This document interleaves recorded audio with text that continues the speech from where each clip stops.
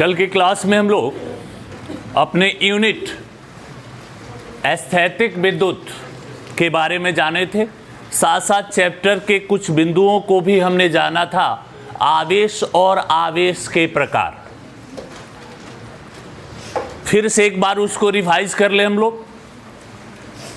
हम लोग वैद्युतिकी इलेक्ट्रिसिटी शाखा की शुरुआत किए हुए हैं। इलेक्ट्रिसिटी अर्थात वैद्युतिकी क्या है? भौतिकी की वह शाखा जिसके अंतर्गत आवेशों का अध्ययन होता है। आवेशों का अध्ययन करते हैं। आवेश अगर गतिमान है तो एस्थेटिक विद्युत, इस विराम में है तो एस्थेटिक विद्युत, और गतिमान में है तो धारा विद्युत। बात समझिएगा। अभी हम लोग एस्थेटिक विद्युत में इंटर किए, मतलब इसमें हम लोग उन्हीं आवेशों का अध्ययन करेंगे जो बिंदुवत रहेंगे, विरामावस्था में रहेंगे, स्थिर रहेंगे। गतिमान आवेश का अध्ययन यूनिट नंबर 2 में हो जाएगा, तो उससे संबंधित किसी प्रश्न का उत्तर अभी नहीं मिलने वाला। पहला आवेश, हमने जाना आवेश किसी वस्तु का गुण है। कैसा गुण है? हमने देखा कि बादलों में जब घर्षण होता है तो एक विशेष प्रकार की प्रवृत्ति का जन्म होता है, एक विशेष गुण का जन्म होता है। पहले से गुण नहीं था, और वह गुण किस पर आएगा? जिसका कुछ द्रव्यमान हो, द्रव्य हो, पदार्थ हो। बिना द्रव्यमान के वस्तु का अस्तित्व और आवेश किसी वस्तु पर ही आएगा। मतलब बिना द्रव्यमान के आवेश का अस्तित्व नहीं है। द्रव्यमान है तो ही आवेश है। आवेश रहे चाहे न रहे, द्रव्यमान का अस्तित्व हमेशा बना रहेगा। तो जिस वस्तु पर आवेश नामक गुण आ गया तो उस वस्तु में हमें कुछ प्रभाव, कुछ लक्षण, कुछ गुण नजर आने लगते हैं। क्या क्या नजर आते हैं? वह वस्तु किसी दूसरी वस्तु को आकर्षित, प्रतिकर्षित करने लगती है। स्पार्किंग होने लगता है, यानी विद्युत विसर्जन की प्रक्रिया होने लगती है। चटचटाहट की आवाज आने लगती है, झटका लगना, जो भी है। ये सब विद्युत के लक्षण हैं। ये सब लक्षण हमें दिखाई देने लगे। ये सारे लक्षण दिखाई दे रहे हैं तो हमने क्या अर्थ लगाया कि वह वस्तु आवेशमय हो गई, आवेशित हो गई, उस पर आवेश आ गया। अब आवेश आ गया तो कितने प्रकार का आवेश आया? तो कल इसके लिए हमने बेंजामिन फ्रैंकलिन के प्रयोग को पढ़ा था।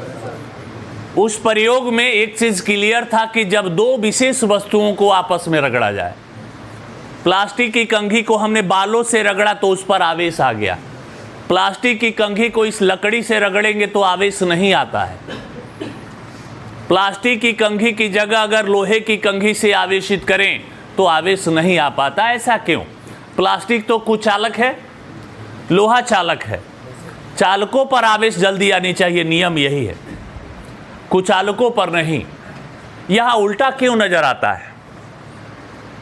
ये आपके एनसीईआरटी में क्वेश्चन ये डाला गया है कि ऐसा क्यों होता है। प्लास्टिक की कंघी को हम बालों से रगड़कर उसको कागज के छोटे छोटे टुकड़ों के पास ले जाएं तो वह उन टुकड़ों को अपनी ओर आकर्षित करने की प्रवृत्ति रखता है।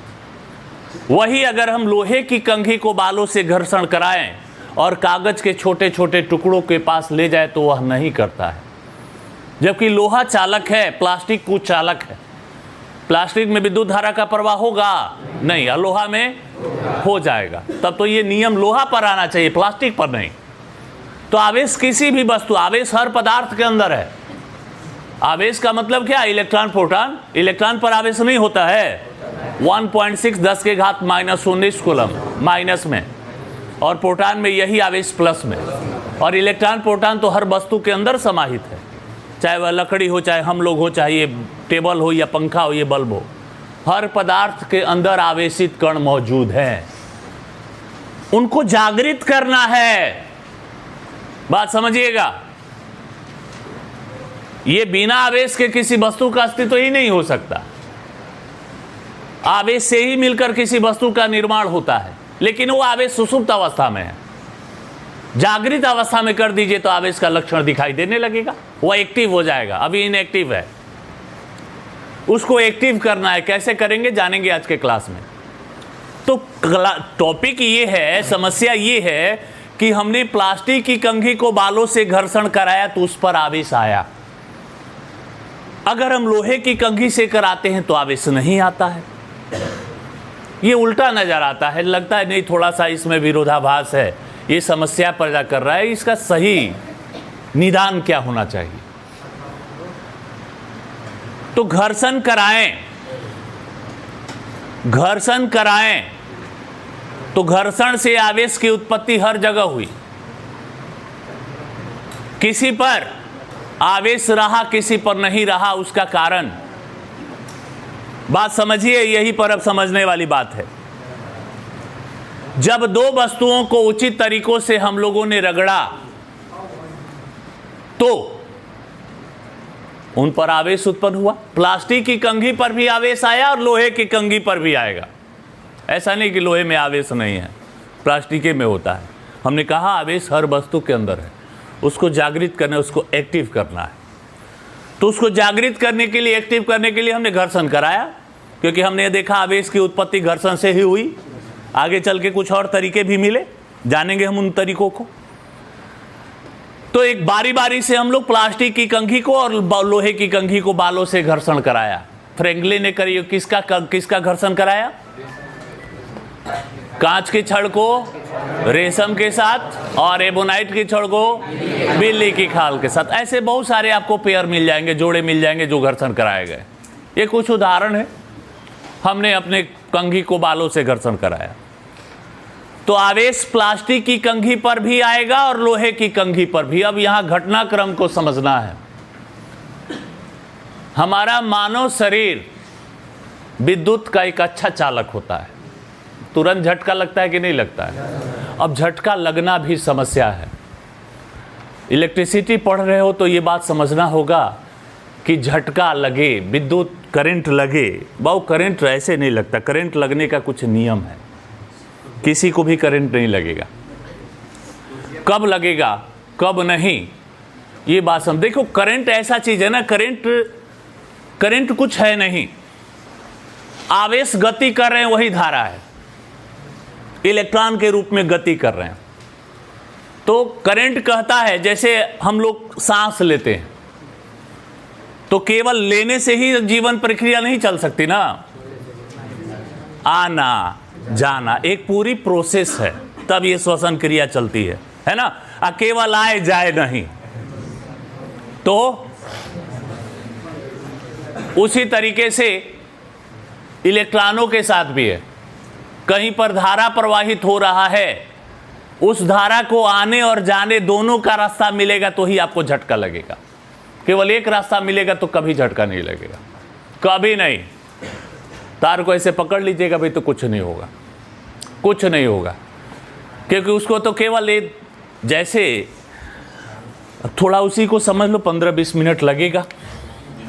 तार बच्चा लोग 3 तरह का होता है। एक जिसको फेज कहते हैं, मेन वायर, पॉजिटिव, बहुत सारे नाम है इसके। दूसरा होता है न्यूट्रल और तीसरा होता है अर्थ। बहुत लोग न्यूट्रल और अर्थ को एक ही समझते हैं। कहीं घरों में आपके वायरिंग हुआ होगा, बिजली का कनेक्शन है तो उसमें ये 3 तरह के वायर होते हैं। बहुत लोग 2 ही वायर कराते हैं। वायरिंग जो होता है 3 तरह का तार होता है। फेज को जनरली लाल तार से डिनोट करते हैं, देखने वाला समझ जाए। अर्थ को हमेशा ग्रीन, और न्यूट्रल को लोग कहीं पीला भी यूज होता है, कहीं काला भी यूज होता है। यहाँ तो एक घर में एक ही रंग का सब तार दौड़ा दो। कलर कोड होता है, इलेक्ट्रिसिटी में पढ़ेंगे, बड़ा खतरनाक टॉपिक है कलर कोड। कलर कोड कैसे करते हैं ये हमें पढ़ना है, अभी आगे बहुत आगे आएगा, टॉपिक का चीज है। तो देखो क्या होता है, फेज, ये जो पहला वाला फेज होता है, इस फेज में पॉजिटिव चार्ज फ्लो करता है, मूव करता है, गति करता है। तो इससे गया और न्यूट्रल से लौटा, न्यूट्रल से लौटता है। और हमारी पृथ्वी एक बहुत बड़ी न्यूट्रल का काम करती है। जब किसी धारा को आने और जाने दोनों का रास्ता मिलता है, तब कहते हैं हम लोग कि एक पूर्ण चक्र पूरा हुआ। केवल जाने का रास्ता मिला, आने का तो उसको अर्ध चक्र कहते हैं, हाफ सर्किल, हाफ जो भी साइकिल कहते हैं। आधा चक्र ही पूरा हुआ। ऐसा कभी ये बल्ब नहीं जल सकता। इस बल्ब को जलने के लिए एक पूरा सर्किल होना चाहिए, एक पूरा चक्र होना चाहिए, एक पूरी धारा आए और जाए। तो हम लोगों ने न्यूट्रल भी इसमें जोड़ा हुआ है कि फेज से धारा जाएगा, न्यूट्रल से धारा आएगा, तब जाकर वहां करंट एक्टिव होता है, करंट अपना काम शुरू करता है। और धारा इलेक्ट्रॉनों के रूप में चलता है। इलेक्ट्रॉन वह कारक होता है जो आवेश को एक स्थान से दूसरे स्थान तक ले जाता है। तो भाई ले जाने में कुछ कार्य भी तो करना होगा। यहां रखा हुआ इसको धकेल कर ना वहां तक ले जाएंगे या खींचकर उठा करके। तो ये जानते हो, ये इसको वोल्टेज कहते हैं। नहीं जानते हो तो जानो, इलेक्ट्रिसिटी समझ रहे हो। इलेक्ट्रॉन को ले जा रहे हैं, इलेक्ट्रॉन जा रहा है, वह धारा है। इलेक्ट्रॉन जाने के लिए जो कार्य किया जा रहा है वह वोल्टेज है। उसको धकेलेंगे, बिना धकेले जाएगा एक जगह से दूसरे जगह या खींचकर, कोई ना कोई तो कार्य करेंगे ही। तो इलेक्ट्रॉन को धकेलने में जो कार्य किया जाता है उसको वोल्टेज कहते हैं। बहुत सारे बच्चे कंफ्यूज हो जाते हैं, वोल्टेज और धारा क्या है। धारा क्या है? इलेक्ट्रॉन चल रहा है, वो धारा है, धारा का प्रवाह। इलेक्ट्रॉन चल रहा है तो हमने कहा धारा का प्रवाह हो रहा है। और उस इलेक्ट्रॉन को एक जगह से दूसरे, अपने आप थोड़े जाएगा, वो अपने आप यहाँ का बैग रखा हुआ पीछे थोड़े जा सकता है, संभव ही नहीं। तो उसको, इलेक्ट्रॉन को एक जगह से दूसरे जगह धकेलना पड़ता है, खींचना पड़ता है, वही वोल्टेज है ना। पूरा ये अपनी भाषा का शब्द है।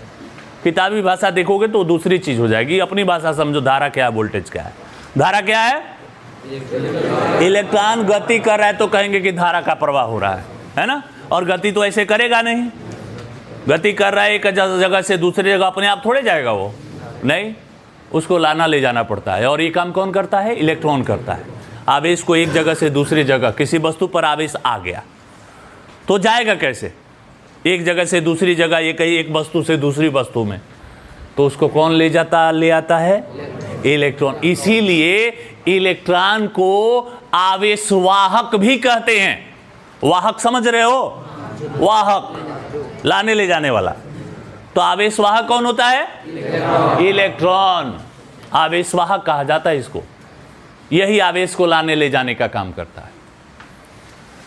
तो किसी व्यक्ति को करंट, देखते हो कभी चिड़िया तार पर बैठ जाती है, उसको काहे नहीं, लोग कहते हैं उसके पंजे में स्पेशल गुण होता है।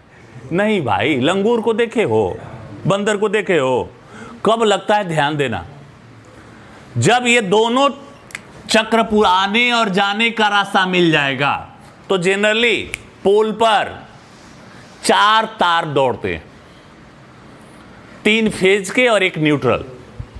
3 फेज के ये भी जानो, एक फेज देंगे उसमें सभी घरों में धारा सप्लाई करनी है तो वो उसकी पावर, उसकी क्षमता कम हो जाएगी। तो हमने 3 फेज दिया ताकि डिस्ट्रीब्यूशन बराबर बराबर रहे, एक ही पर लोड न रहे। तो 3 फेज सप्लाई करते हैं और एक न्यूट्रल का वायर होता है। अगर कोई बंदर या चिड़िया एक फेज पर या न्यूट्रल पर या पॉजिटिव किसी पर एक पर बैठेगी तो धारा का सर्किल पूरा नहीं हो रहा है। धारा कहता है कि हमको आने और जाने का रास्ता मिलेगा तो ही अपना पावर दिखाएंगे, नहीं तो पावर फेल है, उसका कोई पावर नहीं। तो चिड़िया बैठती है किसी एक ही फेज पर ना, तो केवल धारा को जाने का रास्ता मिला, आने का रास्ता तो मिला नहीं। कभी कभी देखते हो बंदर क्या करता है, इस तार पर पैर रखा हुआ है, दूसरा तार ऐसे पकड़ लिया, तो ऐसे कालिदास को तो झटका लगेगा। ऐसे कालिदास को झटका, वो फिजिक्स नहीं ना पढ़ा है भाई। अगर वो भी फिजिक्स पढ़ा होता तो उसको मालूम है कि जाने का रास्ता मिल गया, अगर आने का मिल गया तो फिर तो गए है ना। पूरा सर्किल नहीं होना चाहिए, अगर सर्किल पूरा हो गया तब तो करंट लगेगा ही। तो चिड़िया क्या करती है, कभी इस पर बैठी है, पंख टच कर गया दूसरे में, या आगे ऐसे वो ठोर को अपने कर ली, ठोर समझते हो ना, चोंच, बट भोजपुरी का भाषा शब्द है ठोड़। तो कभी कभी क्या होता है, पंख टच कर जाता है दूसरे वाले में, तो जाने का भी रास्ता मिल गया और आने का भी। वही झटका लगता है तो नीचे तड़पड़ा शुरू हो जाए। हाँ, एक चीज और है, ये नहीं कहिएगा कि ऐसे भी जो ट्रांसमिशन लाइन होता है, ट्रांसमिशन लाइन पावर हाउस में जो आता है 11 लाख 33 लाख वाला, उसको ट्रांसमिशन लाइन कहते हैं। देखो घनघनाहट की आवाज़ आती है, जो पावरफुल होता है ना, उसके बगल से भी गुजरोगे तो उसमें पावर आपको दिखाई देगा। एक्चुअली आप पढ़िएगा कि विद्युत धारा ऊष्मीय प्रभाव उत्पन्न करेगी, झटका नहीं लेगे, लेकिन उतना ऊष्मीय प्रभाव उत्पन्न कर देगा कि जल के राख हो जाओगे। झटका से नहीं, जला देगा, करंट नहीं मारेगा, उड़ा देगा। इतने पावरफुल होते हैं। विद्युत धारा ऊष्मीय प्रभाव उत्पन्न करती है। तार में देखते हो, तार में धारा प्रवाहित होता है तो कुछ क्षण बाद तार गर्म हो जाता है, और पतला वायर हो तो तार जल भी जाता है। ये जूल का नियम है कि विद्युत धारा ऊष्मीय प्रभाव उत्पन्न करती है। जूल ने एक्सपेरिमेंटली प्रमाणित किया था, एक्सपेरिमेंटली इसको दर्शाया भी था। तो जो जलते हैं, आग पकड़ लिया, लहक गए, उड़ गए, ये विद्युत धारा का अपना प्रभाव है। ये नहीं कह सकते उसको करंट लग गया, नहीं, वो करंट लगना और जलना अलग अलग चीजें। तीसरा वायर जो होता है अर्थ, ये क्यों लगाते हैं ये भी समझिएगा। बहुत सारे लोगों को ये भी नहीं मालूम होगा। वो तो जानते, हम तो दो ही जानते थे, एक प्लस वाला होता है, एक माइनस वाला होता है। आज 3 ठो बता दिए। एक्चुअली क्या होता है, कभी कभी मान लो फ्रिज में करंट फ्लो हो रहा है, हमने प्लस माइनस दिया, फेज और न्यूट्रल दिया, कहीं चूहा काट लिया, फ्रिज में टच कर गया, फ्रिज में टच हो गया, है ना, तो क्या होता है, फ्रिज में करंट आ गया, फ्रिज में करंट आ गया, तार टच हो रहा है। अब कोई छुएगा तो झटका लग सकता है ना, क्योंकि हम तो धरती के संपर्क में है और हमारी धरती एक बहुत बड़ा न्यूट्रल है। हमारी पृथ्वी एक बहुत बड़ा न्यूट्रल का काम करती है। तो उसके लिए है बढ़िया से चप्पल उप्पल पहना करो, हाथ में दस्ताना वगैरह लगाकर ये सब काम किया जाता है। तो चप्पल पहने हुए हैं बढ़िया से, अगर पृथ्वी के साथ संपर्क नहीं है तो झटका नहीं लगेगा। आप पॉजिटिव निगेटिव को ऐसे पकड़ लीजिएगा, कुछ नहीं होने वाला। करना नहीं है, ये नहीं कि सर जी सिखाए हैं, करके देखते हैं लगता है कि नहीं लगता है। थोड़ा सा चप्पल उप्पल इधर उधर टच हो गया ना तो फिर लेने के देने पड़ जाएंगे। तो ये सब रिसर्च नहीं करना है, केवल इसको किताबी भाषा में, है ना, करना भी तो ऐसे करना, माइक्रो सेकंड के बराबर टच हो, प्रभाव रह जाए। हाँ, प्रमाणित कर दे। आओ इधर, आओ, रिसर्च करते हैं तुम्हारे में कि इलेक्ट्रॉनों का फ्लो कैसे हो रहा है, बच्चों को दिखा दे, कहेगा कि अब ऐसा ही ठीक है। प्रमाण नहीं, थ्योरी समझ में आ रहा है। नहीं, जब अपने पर बात आ जाए तो समझ गए सर, तुरंत पाला बदल दो। तो कभी कभी तार टच कर जाता है ना, तो एक एक्स्ट्रा वायर परिपथ में दौड़ाते हैं जिसको पृथ्वी से कनेक्ट कर देते हैं। तो ये जो वहां इलेक्ट्रॉन का रिसाव हो रहा था, रिसाव लीकेज ही कहेंगे, लीकेज करंट ही कहा जाता है साइंस की भाषा में उसको। जो ये लीकेज करंट है जो फ्रिज में आ गया है, उस पर हमने एक एक्स्ट्रा अर्थिंग का वायर जोड़ दिया है। अब क्या होगा, वो लीकेज वायर को जाने का रास्ता मिल गया, आया पॉजिटिव से और गया अर्थ के माध्यम से। उसमें न्यूट्रल तो जाने का रास्ता, वो लीकेज हुआ ना एक जगह, प्लस माइनस टच हुआ वो अलग जगह था। ये न्यूट्रल तो अपना काम कर ही रहा है, लेकिन वो पॉजिटिव वाला फ्रिज के साथ टच कर गया है, तो उसको जाने का रास्ता नहीं मिल रहा है, वो तो पूरा फ्रिज के बॉडी में आ गया है। तब फ्रिज की बॉडी के साथ हम लोगों ने एक और न्यूट्रल को जोड़ दिया जिसको अर्थ कहते हैं। जनरली अर्थ का सिंबल ऐसे लगाते हैं, ऐसे कहीं सिंबल लगा हुआ है ना तो समझ लीजिए कि अर्थिंग का जगह है। कोई इलेक्ट्रिसिटी वाला उपकरण होगा ना तो उसमें देखिएगा इस तरह का स्टिकर, इस तरह का सिंबल वहां लगा होगा, है ना, तो समझना है कि वहां क्या करना है, अर्थिंग वाला तार जोड़ देना है ना। तो उससे क्या होता है, जो लीकेज करंट होता है वह इस न्यूट्रल के माध्यम से उसको जाने का रास्ता मिल जाता है और तुरंत पृथ्वी में चला जाता है। पृथ्वी एक बहुत बड़ा न्यूट्रल का काम करती है। और आप फिर फ्रिज को टच करते हैं, ऐसे घरों में ये करवाना चाहिए। लोग 2 ही वायरिंग करवाते हैं, पॉजिटिव एंड नेगेटिव। ये अर्थ वाला भी करवाना चाहिए, थर्ड वायर भी डलवाना चाहिए, ताकि कहीं कोई लीकेज करंट है तो वह धरती के अंदर चला जाए और आपका झटका लगने से बच जाए। अब ये अर्थ वाला जो होता है ना, तो आप देखिएगा प्लग होता है ना, तो उसका 3 ठो सिरा होता है, 3 प्लग कहते भी है। तो ऊपर वाला जो होता है ना मोटा वाला, वह अर्थ का काम करता है, और नीचे वाला प्लस माइनस। उस प्लग में भी बड़ी खतरनाक चीजें होती हैं। उस प्लग को देखते हो ना कि प्लग का ये जो कुंडी होता है खोसने वाला, वो बीच से फटा हुआ होता है। कभी सोचे हो ऐसा क्यों होता होगा? बनावट नहीं है भाई, साइंस है। तुम्हारे जैसा बनावट हो तो उसको रंग बिरंगा डिजाइन में बना दो, नहीं, उसका कुछ रीजन तो होगा। किसी भी कंपनी में खरीदने जाओ तो वही मिलता है। एक्चुअली ये ब्रास का बना होता है, तांबा, जस्ता ब्रास कहते हैं। ये ब्रास का बना होता है, और उसको लंबे, हमने कहा विद्युत धारा उष्मीय प्रभाव उत्पन्न करती है, और उष्मा के चलते किसी धातु को उष्मा दो तो धातु फैलता है कि नहीं फैलता है? तो अगर वो फैल जाएगा तो निकलेगा नहीं, वो निकलेगा नहीं। हमने खसा हुआ है, जोड़ा हुआ है, और उष्मा के कारण वो फैल गया। विद्युत धारा उष्मीय प्रभाव उत्पन्न करती है, और उष्मा के चलते धातु चीजें फैलती है। लोहा को आग पर रखकर देखो, लोहा फैलना शुरू हो जाएगा। हथौड़े से पीट कर इतने लोहा को इतना बड़ा कर देते हैं, तो फैल जाएगा, तो निकालना कठिन हो जाएगा। तो फैलेगा तो ये बीच में कटा हुआ है, दब जाएगा। क्या होगा? दब जाएगा, और हम आसानी से निकाल लेंगे। साइंटिफिक सॉल्यूशन उसको समझिएगा। इसके चलते वो कटान वाला चिन्ह रखा जाता है। और ये जो अर्थिंग वाला प्लग पॉइंट होता है, वो मोटा ही रखा जाता है। देखते हो 3 प्लग में ऊपर वाला मोटा होता है?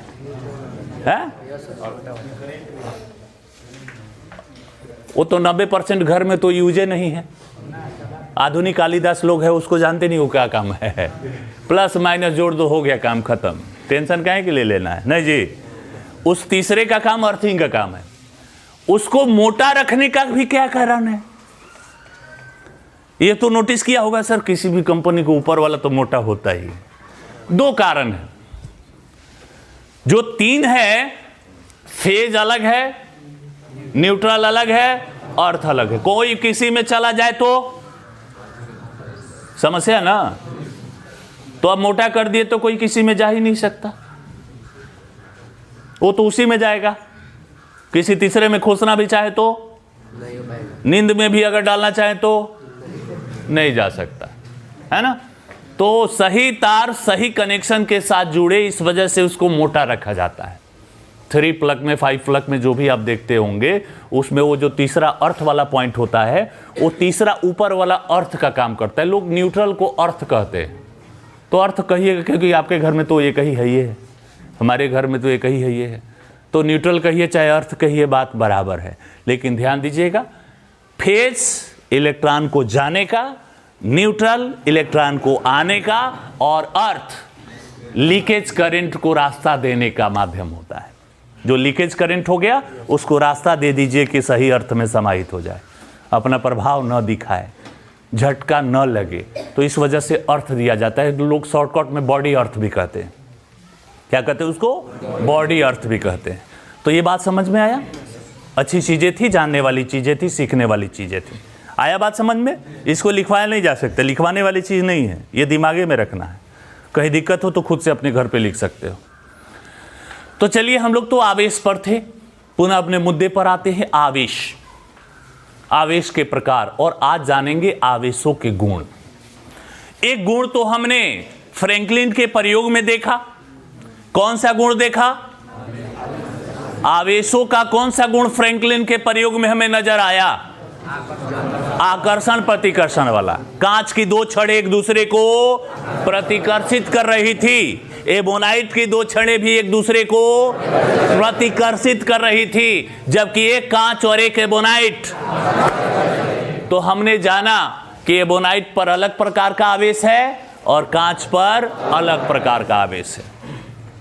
कांच की 2 छड़ों पर एक ही आवेश था, एबोनाइट की 2 छड़ों पर भी एक ही आवेश था, लेकिन इनमें आकर्षण प्रतिकर्षण हुआ। तो इस आधार पर आवेश का पहला गुण याद रखना है, सजातीय आवेश। सजातीय मतलब समझ रहे हैं? समान जाति वाले, जाति समझ रहे हैं? समान, या तो दोनों प्लस या तो दोनों माइनस, समान। इन सजातीय आवेशों को एक दूसरे के पास यानी निकट लाओगे तो ये प्रतिकर्षित करें। फ्रैंकलिन के प्रयोग में ये बातें नजर आई थी, हम नहीं बोल रहे, फ्रैंकलिन का एक्सपेरिमेंट है। और विजातीय आवेश, विजातीय मतलब एक प्लस दूसरा माइनस, विजातीय आवेश को एक दूसरे के पास में लाते हैं तो ये दोनों, तो इनमें आकर्षण और प्रतिकर्षण दोनों का गुण पाया जाता है। आकर्षण कब होता है बच्चों?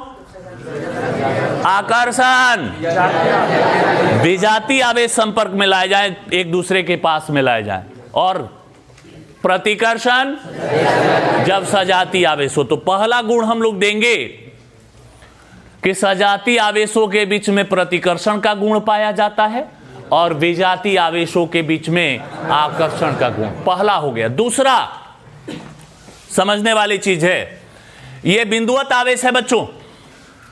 ये एक वस्तु है, कौन सा यूनिट हम लोग पढ़ रहे हैं? स्थैतिक विद्युत। इसमें आवेश स्थिर रहते हैं ना, तो एक आवेश यहां है, एक आवेश यहां है, एक आवेश यहां। किसी वस्तु के भिन्न भिन्न भागों पर भिन्न भिन्न परिमाण के आवेश हैं। दूसरा गुण समझिएगा, किसी वस्तु के भिन्न भिन्न भागों पर भिन्न भिन्न परिमाण के आवेश है। ये आवेश एक दूसरे से टच नहीं कर सकते। क्यों? स्थिर है। इलेक्ट्रोस्टेट हमारे यूनिट है, ये नहीं बोलना है मैं। पहला टॉपिक तो यही था हमारा ब्रांच का नाम, स्थैतिक विद्युत। अगर करंट विद्युत में रहता तो ये फिर मिलकर एक हो जाएंगे, ये चल के एक दूसरे को आकर्षित प्रतिकर्षित कर लेंगे। यहां ये संभव नहीं, ये दिमाग में ये बात आना भी नहीं चाहिए। तो दूसरा गुण कहता है कि यदि किसी वस्तु के भिन्न भिन्न भागों पर भिन्न भिन्न परिमाण के आवेश हैं तो इस वस्तु पर कुल आवेश सबको जोड़ दीजिए। तो दूसरा गुण आता है कि आवेश योगात्मक होते हैं।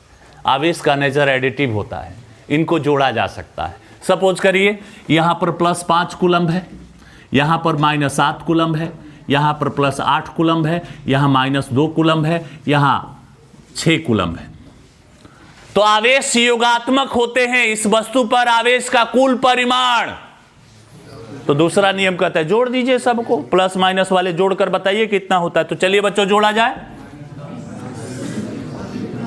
5 6 5 11, 11 से 7 गया 4, 4 और 8, 12 में से 2 गया, प्लस की माइनस, कूलम्ब। आवेश का SI मात्रक कूलम्ब होता है, C से डिनोट करेंगे।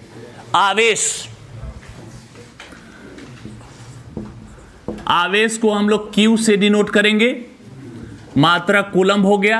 और धारा क्या होता है? आवेश प्रवाह की दर I बराबर Q/T। तो Q बराबर बच्चों IT, धारा एम्पियर, समय T, तो आवेश का विमीय सूत्र AT। इसमें दो राशियां आ गई, तो बताओ ये मूल है कि व्युत्पन्न है?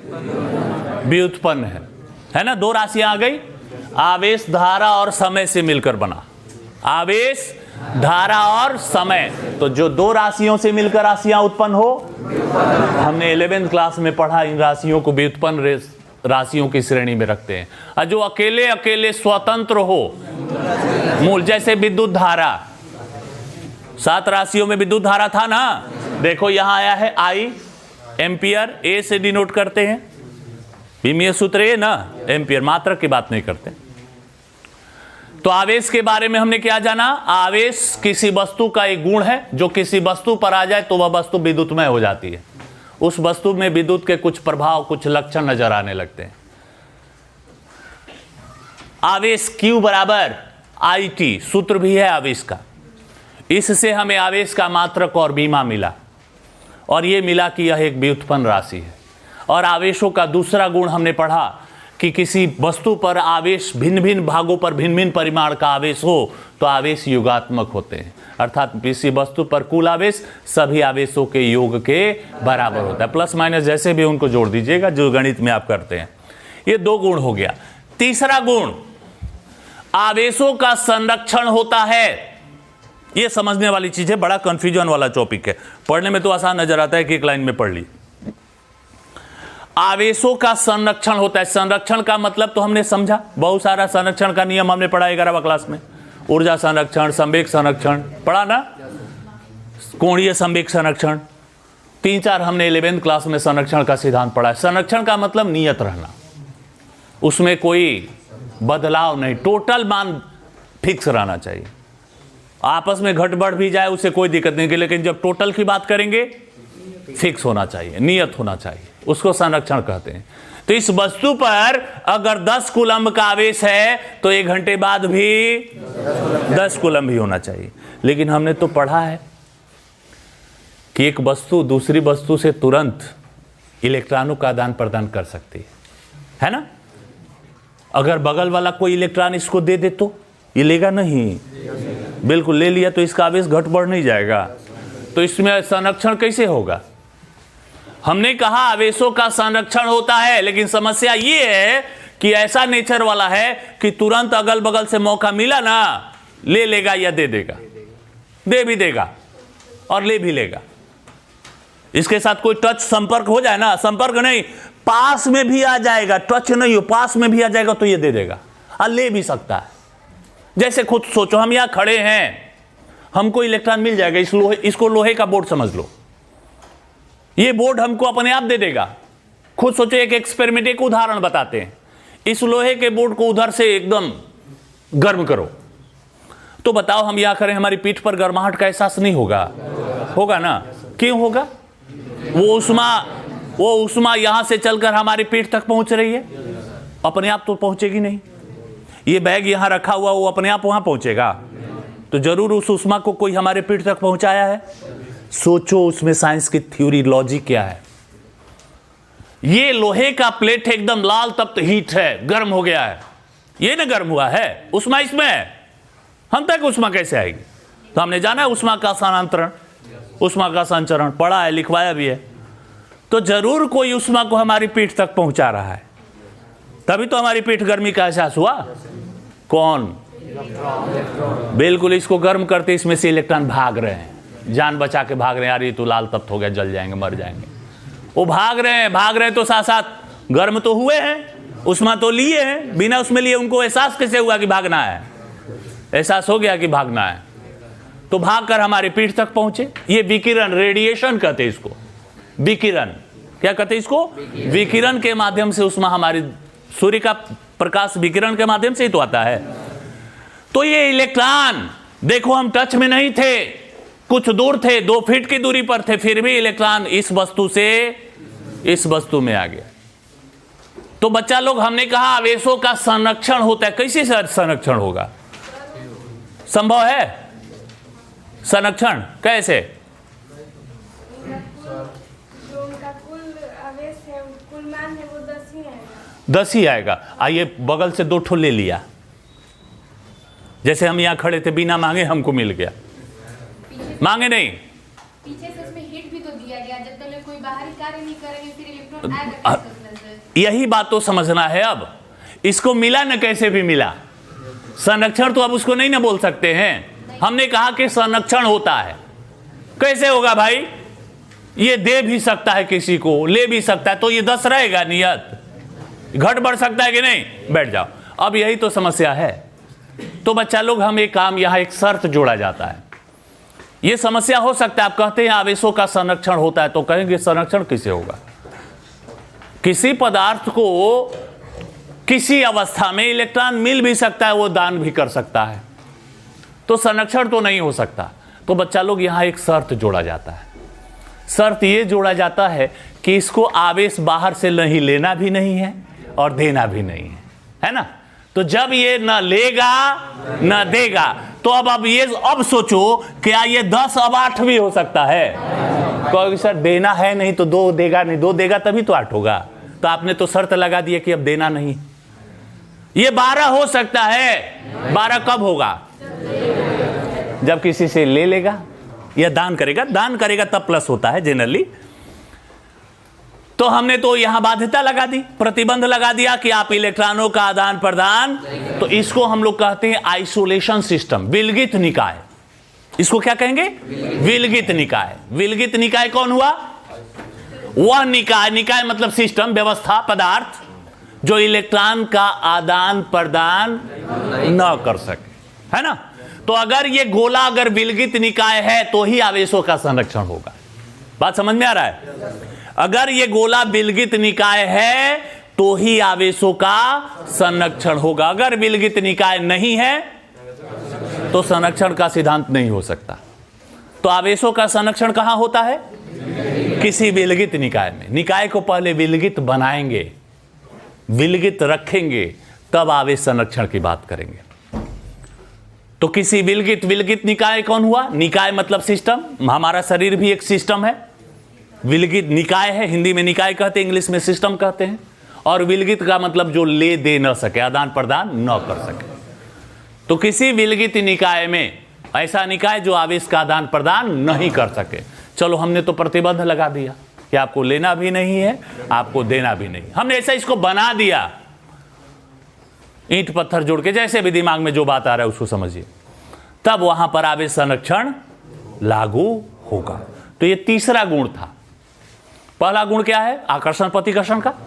दूसरा गुण योगात्मक होते हैं। और तीसरा आवेशों का संरक्षण होता है कहां? विलगित। नहीं भूलना, नहीं इसको, विलगित निकाय में और किसी जगह नहीं हो सकता। ये तुरंत आवेश का आदान प्रदान कर लेगा, तुरंत, इतना एक्टिव है ये। चौथा गुण और सबसे इंपॉर्टेंट, आवेशों का क्वांटमीकरण होता है। आवेशों का क्वांटमीकरण होता है। तो सबसे समस्या यहां क्वांटमीकरण है क्या? हमने गुण जान लिया कि क्वांटमीकरण होता है, लेकिन ये क्वांटमीकरण है क्या? अब इस क्वांटमीकरण को हमें समझना है। इसको समझने के लिए और कुछ चीजों को हमें जानना होगा। किसी वस्तु पर आवेश आ रहा है, हमने ये तो समझा, न्यूनतम कितना होना चाहिए, अधिकतम कितना होना चाहिए। किसी वस्तु पर आवेश आ रहा है, इसी वस्तु पर आवेश आ गया। मिनिमम की भी कोई सीमा होगी और मैक्सिमम की भी सीमा होगी। मैक्सिमम की कोई सीमा नहीं, मिनिमम की सीमा तय है कि इससे छोटा आवेश नहीं हो सकता। और वह आवेश है इलेक्ट्रॉन के आवेश के बराबर। किसी वस्तु पर इलेक्ट्रॉन से कम आवेश का अस्तित्व नहीं हो सकता। इसको हम लोग कहेंगे मूल आवेश, फंडामेंटल चार्ज। किसी वस्तु पर आवेश की न्यूनतम मात्रा मूल आवेश कहलाती है। और यह मूल आवेश एक इलेक्ट्रॉन के आवेश के बराबर होता है। मतलब एक इलेक्ट्रॉन से कम आवेश का अस्तित्व नहीं है। अब हम कहेंगे बताओ इलेक्ट्रॉन पर कितना आवेश होता है बच्चों? 1.6 10 के घात। हमने कहा किसी वस्तु पर 1.6 10 के घात माइनस 1.6 10 के घात -25 कूलम। कहो सर ये तो -19 से -25 कम है, तो इस वस्तु पर इतना आवेश नहीं आ सकता। इस वस्तु पर इतना आवेश, इलेक्ट्रॉन से कम आवेश किसी वस्तु पर नहीं हो सकता, ज्यादा हो सकता है। इसको मूल आवेश कहते हैं। क्या कहते हैं? मूल आवेश क्या है? किसी वस्तु पर आवेश की सबसे न्यूनतम संभव मान को, सबसे न्यूनतम संभव मान को क्या कहते हैं? मूल आवेश। और ये बच्चों मूल आवेश किसके बराबर? इलेक्ट्रॉन, स्मॉल ई से सूचित करेंगे। ये मूल आवेश है इलेक्ट्रॉन। इससे कम आवेश किसी वस्तु पर नहीं हो सकता। याद रखना, ऑब्जेक्टिव में क्वेश्चन ये पूछा गया है कि कौन सा आवेश संभव है, तो देख लेना। इससे ज्यादा ठीक है, लेकिन इससे कम हो तो गुंजाइश नहीं है, संभव नहीं है। तो ये पूछा जाता है कि कौन सा आवेश संभव है, तो 4 ऑप्शन में दिया रहेगा। ये क्वेश्चन पूछा गया है एग्जाम में। तो इसको बच्चों कहते हैं मूल आवेश। और क्वांटमीकरण क्या है? क्वांटमीकरण किसी वस्तु का एक गुण है। क्या है? गुण। तो हम लोग गुण ही ना पढ़ रहे भाई, आवेश का गुण। और यह गुण क्या बताता है, अब बात समझिएगा। यहां क्वांटमीकरण किसी वस्तु का वह गुण है जो बताता है कि किसी वस्तु पर जब भी आवेश आएगा मूल आवेश का पूर्ण गुणज होगा। मतलब इस वस्तु पर आवेश आएगा 1 इलेक्ट्रॉन के बराबर। पूर्ण गुणज, पूर्णांक गुणज। इसमें पूर्णांके का गुणा होना चाहिए, 1 होना चाहिए, 2 होना चाहिए, 3 होना चाहिए। ये नहीं हो सकता कि 1.5 हो जाए। 1.5 पूर्णांक नहीं ना, भिन्न है ना।